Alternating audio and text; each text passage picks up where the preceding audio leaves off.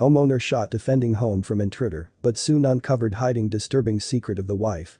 Frank Reeves, a homeowner in Creole, Alabama, was shot inside his home on Skidmore Road on a Sunday night during a gunfight with a perceived intruder after his wife, Tracy, alerted him to a trespasser inside their house. When Frank went to investigate, the suspect, later identified as 53-year-old Michael Amaker, shot him in the chest. Luckily, Frank had armed himself and was able to return fire. During the shootout between the two men, Amaker was also struck, sustaining gunshot wounds to his leg and elbow. Both men were transported to the hospital for treatment and an investigation was launched. What was uncovered stunned neighbors and baffled investigators, who have suggested the attack may have been part of a murder-for-hire plot, the Blaze reported. Although Tracy was the one to alert Frank to the alleged intruder, she failed to mention one very important detail to her husband. The alleged assailant was actually her longtime boyfriend, who she had been hiding in the home, but it gets even more bizarre. According to police, Tracy Reeves had allowed Michael Amaker to live in the house in secret for more than a year, and her husband never had a clue.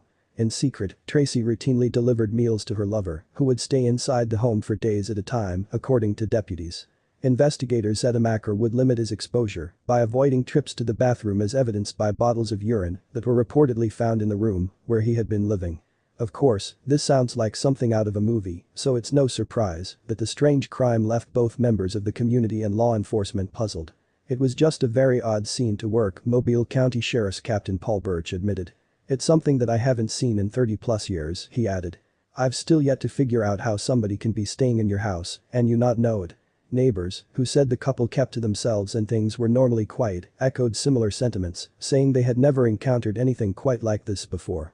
My wife and I have lived here for 13 years, never ever seen anything go on like this, said neighbor Kenneth Wilson, according to Fox 10 News.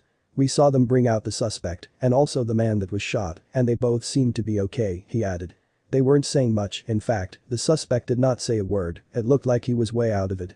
Drugs likely played a role in the incident, according to deputies, who said both Michael Amaker and Tracy Reeves were high on methamphetamines at the time of the shooting. In fact, Tracy was so intoxicated at the time of the shooting, she was too incoherent to be interviewed on the scene. The drug use caused Captain Birch and other investigators to suspect there is likely more to the story, including a potential murder-for-hire plot, where the husband had been set up in hopes of getting him out of the picture since the couple had separated for a short period of time prior to the crime, the Daily Mail reported. According to Birch, the Reeves appeared to have been working things out, but people on meth are unpredictable. People that are on meth, you really can't apply a normal rationale to their thought process, so you always have to take that into account as well, Birch explained. Another thing with meth, people that are on meth, not only do they have paranoia, but they also can't keep their mouth shut, he told News 5 WKRG. So, if there was some kind of diabolical plan, it is very possible Amaker has told some other people prior to, or certainly not after the fact. Michael Amaker, who was already a convicted felon and well known in the methamphetamine community with multiple past charges of manufacturing and possessing a controlled substance, was charged with attempted murder, possession of a controlled substance, and possession of a firearm with an altered serial number. Because he is a convicted felon, he will also face federal charges. Tracy Reeves was also arrested days after the incident when she showed up for a police interview under the influence and in possession of meth. Although I can't really say Frank Reeves dodged a bullet since he actually took one to the chest, I'd still say he managed to avoid an even more difficult or unwelcome situation where his drug-abusing wife is concerned. At least now, he'll have his home to himself rather than sharing it with a drug addict and her druggy lover, unbeknownst to him. All things considered, that's a happy ending.